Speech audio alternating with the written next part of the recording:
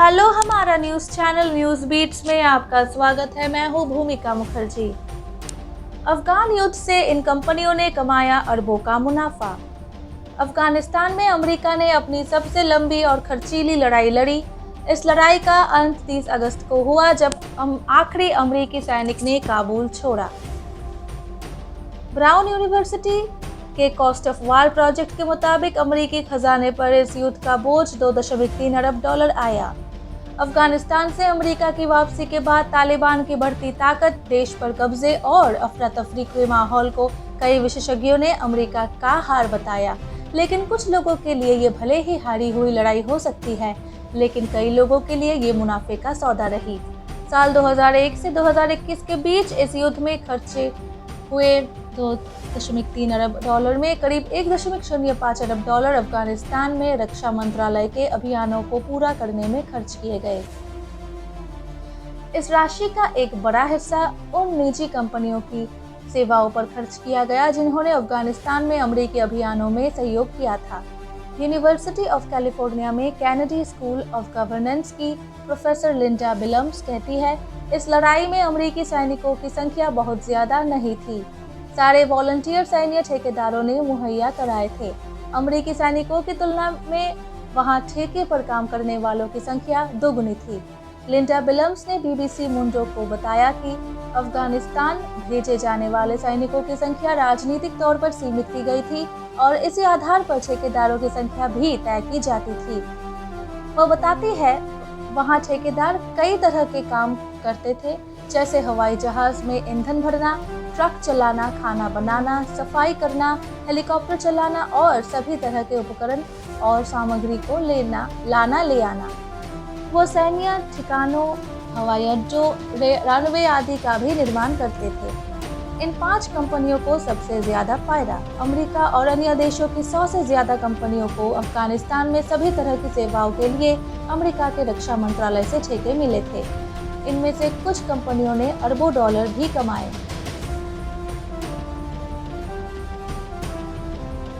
20 Years of War project की निर्देशक professor Heidi Peltier cost of war project का भी हिस्सा है। उन्होंने बीबीसी मुंडो को बताया कि ऐसा कोई आधिकारिक आंकड़ा नहीं है जिससे ये पता चले कि किन कंपनियों को सबसे ज्यादा फायदा हुआ है, लेकिन उन्होंने प्रोजेक्ट के अनुमान बीबीसी मुंडो के साथ साझा किए जो अभी तक छपे नहीं हैं। ये अनुमान अमेरिकी सरकार की वेबसाइट usaspending.gov पर उपलब्ध डेटा की समीक्षा के आधार पर तैयार किए गए हैं। ये डेटा अमेरिकी सरकार के खर्च की आधिकारिक जानकारी देता है, जो 2008 के वित्तीय संकट के बाद तैयार किया गया है। हेदी पेल्टियर कहती है, ये आंकड़े मुख्य तौर पर 2008 से 2021 तक की अवधि पर आधारित है। हालांकि कुछ एक प्रोजेक्ट 2008 से पहले की है। ऐसे में साल 2001 से देखें तो असल आंकड़े और ज्यादा हो सकते हैं। इन अनुमानों के मुताबिक अफगानिस्तान में अमेरिका की शीर्ष 3 ठेकेदार कंपनियां डाउन कॉर्प, फ्लूअर और केलॉग ब्राउन एंड रूट है, यानी KBR है। इन कंपनियों को ये ठेके logistics increase program with civilian personnel की हिस्से के तौर पर दिए गए थे। हेदी पेल्टियर बताती है, लॉककॉर्प बहुवर्षीय व्यापक ठेके हैं जो लॉजिस्टिक्स, प्रबंधन, परिवहन, उपकरण और हवाई जहाज के रखरखाव और सहयोग में कई सेवाओं के मौके देते हैं। डाउन कॉर्प के कई कामों में से एक अफगानिस्तान की पुलिस और नशारोधी बलों को उपकरण और प्रशिक्षण मुहैया करना था। हामिद करजई के अफगानिस्तान के राष्ट्रपति रहते कंपनी उन्हें बॉडीगार्ड भी उपलब्ध कराती थी। हेदी पेल्टियर की गणना के मुताबिक डाउन कॉर्प को $14.4 अरब के ठेके मिले, जिसमें लॉक कॉर्प के $7.5 अरब शामिल है। डाउन कॉर्प को हाल ही में एमेंटस कंसोर्शियम ने अधिकृत किया है। डाउन कॉर्प के प्रवक्ता ने बीबीसी मुंडो के सवालों पर अपनी गतिविधियों के बारे में बताया, 2002 के बाद से डाउन कॉर्प इंटरनेशनल ने अपने सरकारी क्लाइंट्स और अफगानिस्तान में उनके सहयोगियों के साथ कंधे से कंधा मिलाकर काम किया। प्रवक्ता ने कहा कि एक निजी कंपनी होने के कारण वो अपने ठेकों की और अन्य वित्तीय जानकारियां सार्वजनिक नहीं करती। ब्लूअर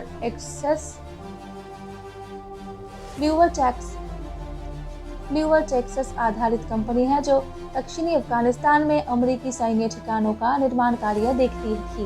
कंपनी की वेबसाइट पर दी गई जानकारी के मुताबिक उसने अफगानिस्तान में 76 फॉरवर्ड ऑपरेटिंग बेस भी संचालित किए, 1 लाख सैनिकों को सहयोग किया और एक दिन में 1,91,000 से अधिक को खाना दिया। हेदी बेल्टियर के मुताबिक फ्लूअर कॉरपोरेशन को $13.5 अरब के ठेके मिले, जिसमें से $12.6 अरब के ठेके लॉककॉर्प को अनुरूप है। बीबीसी मुंडो ने फ्लूअर कंपनी से अफगानिस्तान युद्ध में उसकी गतिविधियों की जानकारी देने का अनुरोध किया था, लेकिन ये खबर प्रकाशित होने तक उनकी कोई प्रतिक्रिया नहीं आई है। KBR केलॉग ब्राउन रूट यानी KBR अमेरिकी सैनिकों की मदद के लिए इंजीनियरिंग और लॉजिस्टिक संबंधी काम देखती थी। कंपनी उन्हें अस्थायी आवास, भोजन और अन्य आधारभूत सेवाएं प्रदान करती थी। ये कंपनी नेटो के हवाई हमलों के लिए अफगानिस्तान में कई हवाई अड्डों को जमीनी स्तर पर सहयोग भी देती थी। इसमें रनवे और हवाई जहाज़ों के रखरखाव से लेकर वैमानिकी संचार का प्रबंधन भी शामिल था। हेदी बेल्टियर के अनुमान के मुताबिक KBR को अमेरिकी रक्षा मंत्रालय से $3.6 अरब के ठेके मिले। कंपनी के एक प्रवक्ता ने बीबीसी मुंडो से कहा, KBR ने लॉककॉर्प के तहत एक प्रतिस्पर्धा से मिले कॉन्ट्रैक्ट के जरिए साल 2002 से 2010 तक अमेरिकी सेना को अफगानिस्तान में सहयोग दिया। ये कॉन्ट्रैक्ट हमने 2001 में शामिल किया था। कंपनी प्रवक्ता ने बताया, इस कार्यक्रम के जरिए कंपनी ने अमेरिकी सेना के 82 सैन्य ठिकानों को भोजन, लॉन्ड्री, बिजली, सफाई और रखरखाव जैसी सेवाओं का सहयोग दिया। जुलाई 2009 में सेना ने यह कॉन्ट्रैक्ट टाउनकॉर्प और फ्लूअर को दे दिया, जिन्होंने संयुक्त रूप से इस पर काम किया। KBR ने साल 2010 में अपनी सेवाएं खत्म की। रेथियन सबसे ज्यादा कमाई करने वाली चौथी कंपनी रेथियन थी, जो अमेरिका में सबसे बड़ी एरोस्पेस और रक्षा कंपनियों में से एक है। कंपनी को अफगानिस्तान में सेवाओं के लिए $2.5 अरब के ठेके मिले। इसका हालिया असाइनमेंट अफगान वायुसेना को प्रशिक्षण देना था, जिसके लिए उसे साल 2020 में $14.50 का ठेका मिला। एजिस LLC वर्जीनिया में स्थित एक सुरक्षा और खुफिया कंपनी है। अफगानिस्तान में सेवाओं के जरिए सबसे ज्यादा कमाने वाली ये 5वीं कंपनी है। इसे $1.2 अरब के ठेके मिले। ये काबुल में अमेरिकी दूतावास में सुरक्षा मुहैया कराती थी। बीबीसी मुंडो ने एजिस से अफगानिस्तान में उनकी गतिविधियों के बारे में जानने की कोशिश की, लेकिन इस लीक के छपने तक उनकी तरफ से कोई जवाब नहीं आया था। डिफेंस कंपनियों का मुनाफा। बीबीसी मुंडो ने जिन विशेषज्ञों से बात की, उन्होंने सहमति जताई कि अमेरिकी डिफेंस कॉन्ट्रैक्टर जैसे Boeing, Raytheon, Lockheed Martin, general dynamics और नॉर्थरोप ग्रूमैन को अफगान युद्ध से बहुत ज्यादा फायदा हुआ।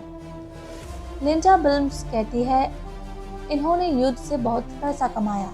हालांकि ये पता लगा पाना मुश्किल है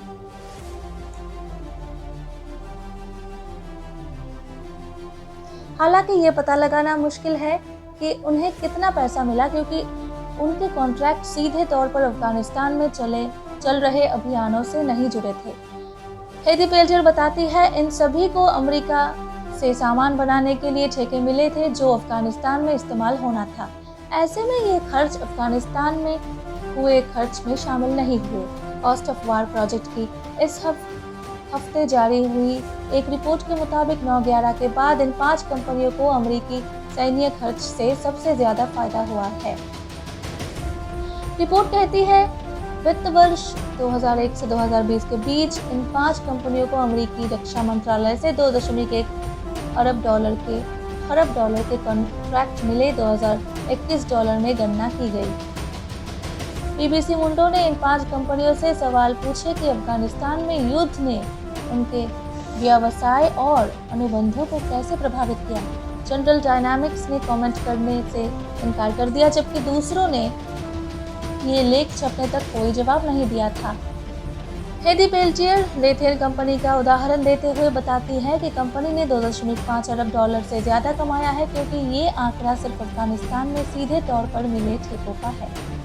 वह कहती है, अगर रेथेन को हथियारों या संचार प्रणाली का अनुबंध मिला है और वो अमेरिका में बने हैं और अफगानिस्तान में इस्तेमाल हुए हैं, तो वो ठेका अफगानिस्तान से जुड़ा हुआ नहीं कहलाएगा। बोइंग भी F-15 और F-18 लड़ाकू विमान बनाती है, लेकिन बोइंग बड़े कॉन्ट्रैक्टर की सूची में नहीं दिखती। इसी तरह ब्लैक हॉक हेलीकॉप्टर के निर्माता लॉकहीड मार्टिन भी इस सूची में नहीं है।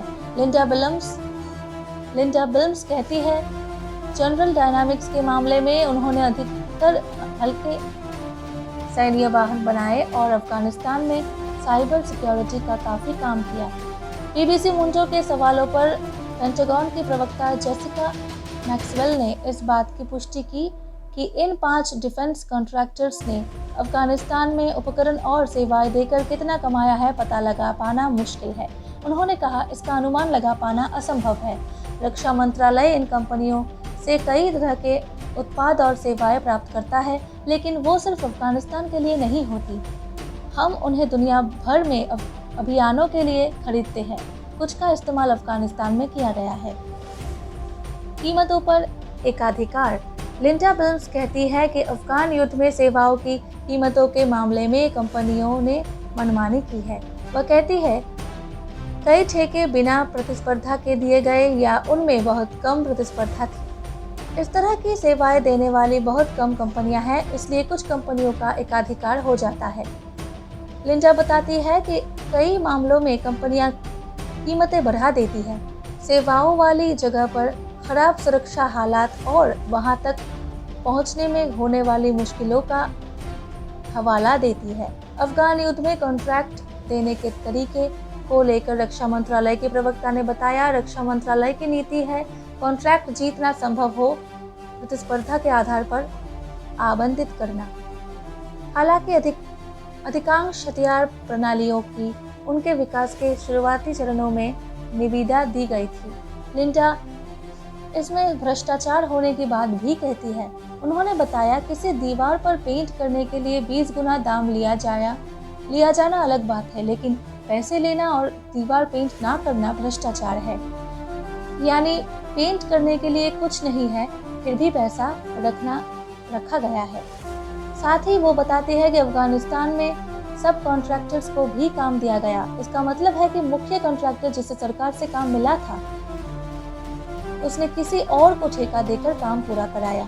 लिंडा बिल्म्स के मुताबिक सब कॉन्ट्रैक्टर्स ने कितना पैसा लिया, इसका हिसाब नहीं है। इसे लेकर रक्षा मंत्रालय की प्रवक्ता का कहना है कि देश के नियम और कानून वस्तुओं और सेवाओं की उचित कीमतों की गारंटी के लिए एक मजबूत सुरक्षा प्रणाली प्रदान करते हैं, यहाँ तक कि उन प्रतिक्रियाओं में भी जिनमें केवल एक आपूर्तिकर्ता होता है। कथित भ्रष्टाचार के आरोपों के संबंध में मैक्सवेल का कहना था कि धोखाधड़ी, दुरुपयोग या भ्रष्टाचार के किसी भी सबूत को लेकर रक्षा विभाग के महानिरीक्षक को सूचित किया जाना चाहिए। द न्यूयॉर्क टाइम्स की रिपोर्ट के अनुसार महानिरीक्षक के कार्यालय ने बताया है कि 2008 और 2017 के बीच अमेरिका को अफगानिस्तान में पुनर्निर्माण के प्रयासों में दुरुपयोग या धोखाधड़ी के कारण लगभग 15.5 अरब डॉलर का नुकसान हुआ। लिंडा बिल्म्स कहती है कि युद्ध से एक ही तरह की कंपनी को लाभ नहीं हुआ, बल्कि रक्षा उपकरणों से जुड़ी कंपनियों सहित विभिन्न कंपनियों को फायदा हुआ, जिनमें लॉजिस्टिक्स से जुड़ी कंपनियां, निर्माण कंपनियां और ईंधन आपूर्तिकर्ता आदि शामिल हैं। That's all for our news today. Stay tuned to our channel. Good day.